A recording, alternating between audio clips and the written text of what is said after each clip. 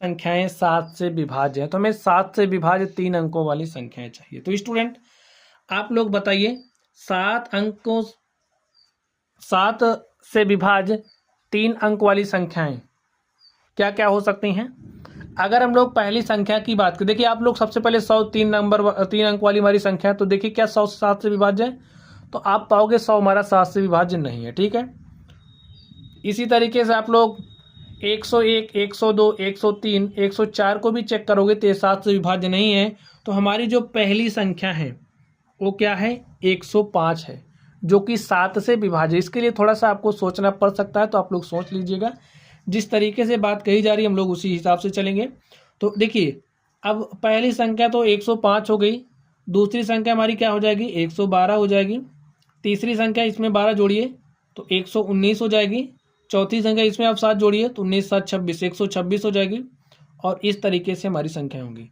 अब हमें यहाँ पर जो हमारी आखिरी संख्या होगी 3 अंक से, जो 7 से विभाज्य है, उसको भी प्राप्त करना पड़ेगा। तो देखिए 3 अंक की हमारी जो संख्या है 999 है, उसके बाद तो हमारा 1004 अंक की संख्या में मिलने लगेगी। तो यहाँ पर 999 देखिए क्या 7 से विभाज्य है, तो इसको आप चेक कर लीजिए क्या 999 7 से विभाज्य। काटिए 7 1 के 7, यहाँ पर 7 लिखिए, 2 9 29, 7 चौक 28, 1 29, यहाँ पर 19 हो गया, 7 दूनी 14,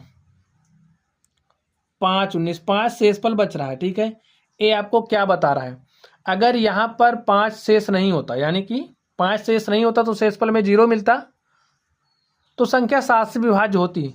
तो यहाँ पर ये जो हमारे पास 999 है, इस 999 में से जब हम 5 घटा देंगे तो हमें जो संख्या मिलेगी वो 7 से विभाज्य होगी। ठीक है, 9 में से हमने 5 घटाया 4 आ गया, यहाँ पर 9, यहाँ पर 9, तो जो हमारी 994 है वो 3 अंक की वह संख्या है जो 7 से विभाज्य है। ठीक है, सबसे आखिरी संख्या है। ऐसा भी आप कह सकते हो 7 से विभाज्य 3 अंक की सबसे बड़ी संख्या 994 है, तो यहाँ पर आप 994 लिख दीजिए। और आप देख सकते हैं यहाँ पर हमारी एक श्रेणी बन गई है, और कैसी श्रेणी बनी देखिए, 105 7 112 7 119 7 126 समांतर श्रेणी बनी ना, क्योंकि सबका जो सर्वांतर है वो सर्वांतर समान आ रहा है। तो लिख दीजिए ये जो हमारी श्रेणी है इसका सर्वांतर डी हमारा क्या है, 7 है।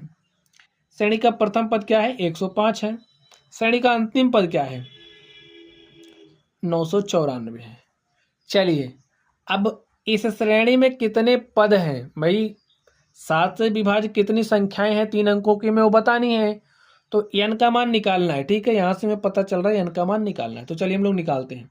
अब हम लोग फॉर्मूला जानते हैं, जब हमारा श्रेणी का जो nवां पद है, देखिए जब अंतिम पद बन जा रहा हो, तो यहाँ पर हमारा 994 क्या बन जा रहा है, अंतिम पद बन जा रहा है, तो हम लोग ए वाला फॉर्मूला यूज करेंगे, L is equal to A plus N minus 1 of D.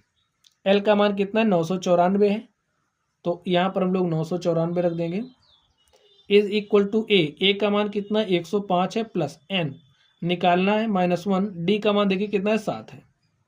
बस सॉल्व कर लीजिए, इस 105 को आप इधर भेजिए, 994 माइनस 105, और यहाँ पर देखिए n-1 ऑफ 7।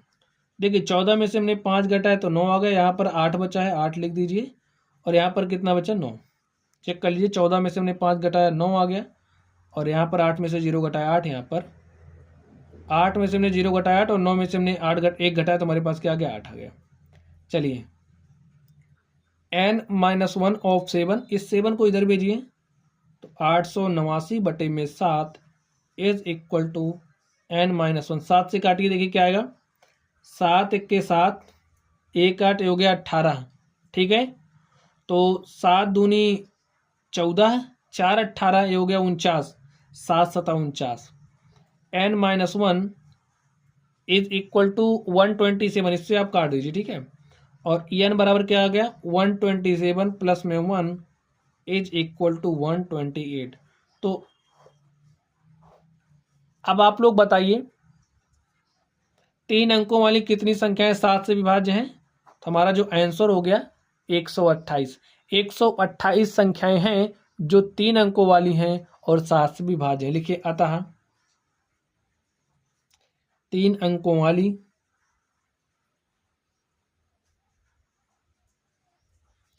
सात से विभाज्य संख्याओं की संख्या